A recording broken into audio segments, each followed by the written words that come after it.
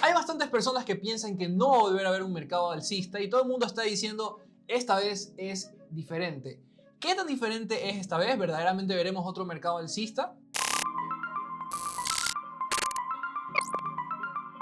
¿Qué tal? ¿Qué tal? ¿Qué tal? Bienvenidos a Isoxis Trading. Hoy vamos a estar revisando por qué esta vez puede ser diferente.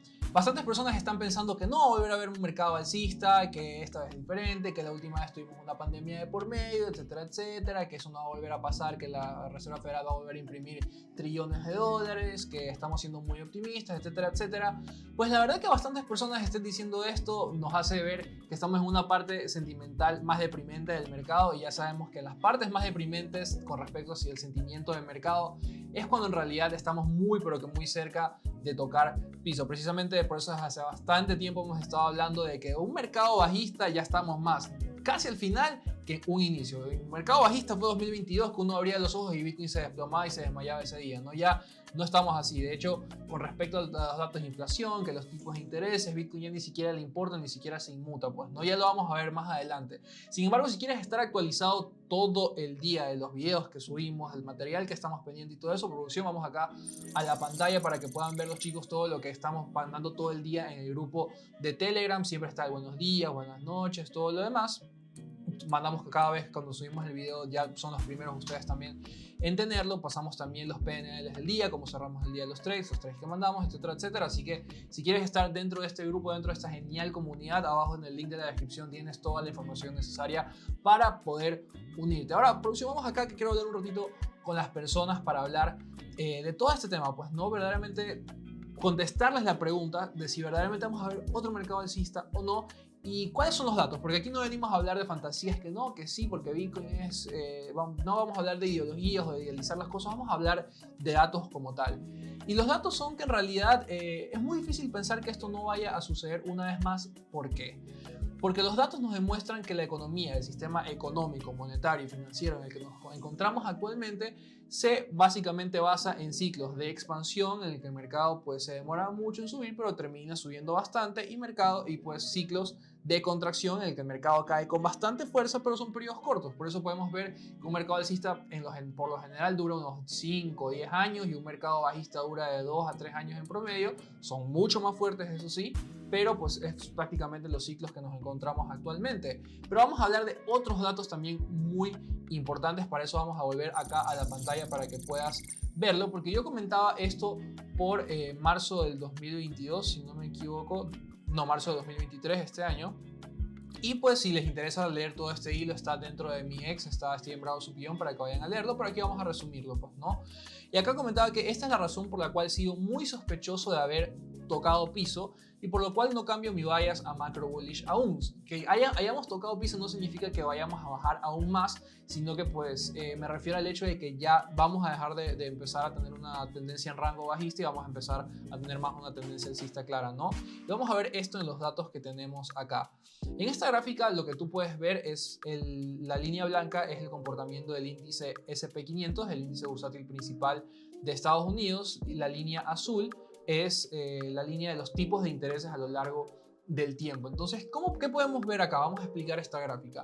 Como podemos ver en el 2002 en la burbuja.com, teníamos que el techo del mercado en ese entonces lo pudo encontrar con tipos de intereses en 6.50% y el piso se encontró cuando estaba en 1.70%. Eso quiere decir bastante cerca de la zona cero, ¿no? Vamos a la siguiente recesión en el 2009, bueno, el siguiente mercado alcista y recesión también, ¿no?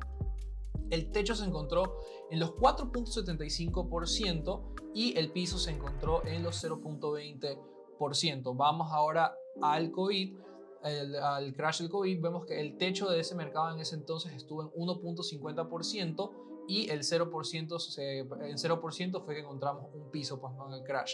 Luego de eso, aquí es cuando empiezan a cambiar las cosas, ¿no? Y podemos ver que el techo de ese mercado lo encontramos estando en 0.10% de tipos de intereses y el piso se encontró casi cerca de un 3%. Nos referimos a ese piso pues porque ha sido el bajo más bajo que ha tenido el índice SP500 desde aquel entonces. Aquí es cuando nos hacemos la pregunta, hay ciertas cosas que han cambiado. ¿Será que es momento de decir no, ahora sí no va a haber más mercados, etcétera, etcétera?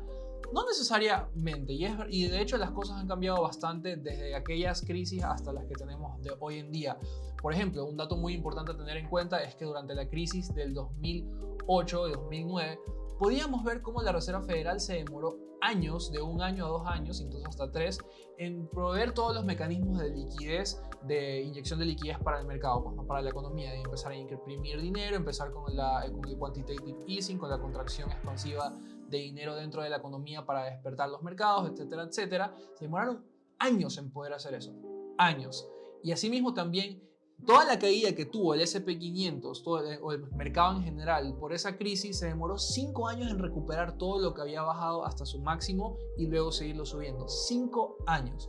Entonces, ¿qué sucede? Ahora podemos ver que cuando pasó la crisis del COVID fue mucho más rápido. La Reserva Federal en realidad se demoró semanas, meses en bajar los tipos de intereses al 0%. Fue un cambio súper que drástico. La inyección de liquidez, se inyectaron casi 3 trillones de dólares en cuestión de meses, que es algo que nunca antes había pasado. ¿Y a qué se debe esto? Esto se debe a que ahora la Reserva Federal tiene mecanismos de liquidez muchos más amplios y mucho más rápidos y eficientes.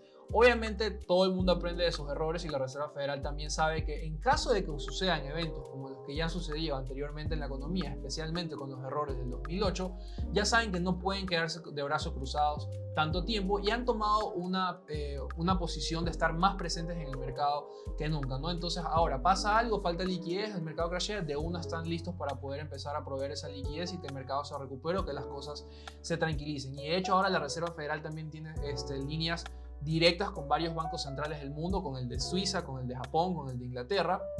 Y un caso muy bueno de esto fue cuando a inicios de año, a mediados, empezamos a tener las quiebras de Silicon Valley Bank, de Signature Bank y especialmente con los problemas que tenía Suiza con Credit Suisse. De hecho, el Banco Central Suizo necesitó una cantidad bastante grande de dólares para poder manejar la situación dentro de su economía con respecto a las crisis bancarias que estaban teniendo. Y la Reserva Federal básicamente se demoró menos de 24 horas para poder transferir billones y billones de dólares. Creo que fueron entre 200 a 300 billones de dólares al Banco Central Suizo, ¿no? Era algo que hace una década era imposible de pensar que pasara, y mucho peor en esa cantidad, pero ahora es así con todos los bancos centrales del mundo. Y incluso un dato muy interesante es que ahora la Reserva Federal tiene hasta ahora una tarjeta de crédito para ciertos bancos centrales, como por ejemplo el de Brasil, el de Hong Kong. Varios bancos centrales tienen esta tarjeta de crédito, que básicamente si necesitan tener acceso a liquidez por algún motivo A o B, pues tienen esa tarjeta de crédito conectada directamente a la red del Banco Central de Estados Unidos, la Reserva Federal, para que puedan utilizarlo en cualquier cosa. Entonces podemos ver que estamos en un ambiente económico mucho más diferente. Y si bien bastantes personas dicen, no, o sea, la última vez imprimieron 3 trillones de dólares, pues no creo que lo vayan a volver a hacer. La siguiente vez que lo vayan a necesitar hacer, van a necesitar 6 trillones o 10 trillones de dólares para poder reavivar la economía. Y si bien parece un número descomunal, pensemos que hace 20 años pensar en 1 trillón de dólares, incluso en 100 millones de dólares, era muchísimo. Y ahora son números bastante normales en realidad. Y es simplemente inherente al sistema en el que estamos viendo, que sabemos que es imprimir cada vez más dinero y así sucesivamente. Pero eso en realidad no nos debería preocupar. Por supuesto que nos debería preocupar en el sentido de qué tenemos que hacer y cómo aprovecharnos de esta situación para poder rentabilizarla y al mismo tiempo proteger nuestro dinero. Y esta es la estrategia que yo tengo planeada. Para mí el mercado le falta un crash más. No sabemos, no sé exactamente decir si va a bajar por debajo de los pisos en los que ya estamos actualmente o el piso más bajo que encontramos actualmente. Para mí en realidad es muy difícil volver a esos pisos. Pero sí falta un crash más, ya que hemos visto que históricamente el mercado toca piso o baja con bastante fuerza cuando estamos empezando a bajar los tipos de intereses y ya estamos casi cerca al 0%. Actualmente nos encontramos en 5.75%, así que pues falta un poquito más para poder verdaderamente ya que el mercado se resete y diga, bueno, se acabó ese mercado, ya estamos de nuevo con dinero fácil, barato. Precisamente por eso hablamos en un video anterior del tema de las guerras y cómo son utilizadas precisamente para poder empezar con la excusa de necesitamos imprimir dinero sí o sí. Así que esta vez es diferente. Sí, es diferente, pero no tan diferente tampoco. Antes de irnos me gustaría mostrarte cuáles fueron los datos de inflación acá en la computadora, porque es muy importante verlo. No nos vamos a ahondar tanto en esto porque es muy fácil. Sabíamos que era, pues, el forecast estaba dando números muy optimistas de cómo iban a salir los datos de inflación. Y pues si bien el Core CPI salió como estaba previsto, la inflación sí ha tenido un leve rebote hacia el alza, podemos ver que el mes a mes se aumentó un 0.4% y pues el año a año un 3.7%, ¿no? Estos datos definitivamente ya le dan todo a la Reserva Federal lo que necesitaba para poder subir tipos de intereses en la siguiente reunión del 1 de noviembre. Vimos que la cantidad de empleos que aumentaron dentro de la economía estadounidense fueron bastantes. Vemos ahora el CPI subiendo.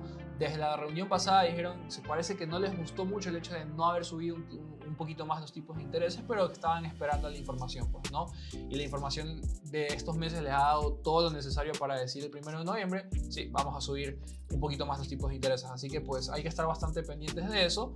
Y pues no se olviden ver el siguiente video en el que vamos a estar hablando de una stablecoin, de una moneda que estaba cerca de los $2.000 y actualmente se encuentra cerca de los $3. La pregunta que todos nos hacemos, ¿podrá volver a recuperar esos niveles y cómo lo logrará hacer? ¿De qué proyecto se trata? Lo vemos en el siguiente video. Nos vemos ahí. Chao, se me cuidan.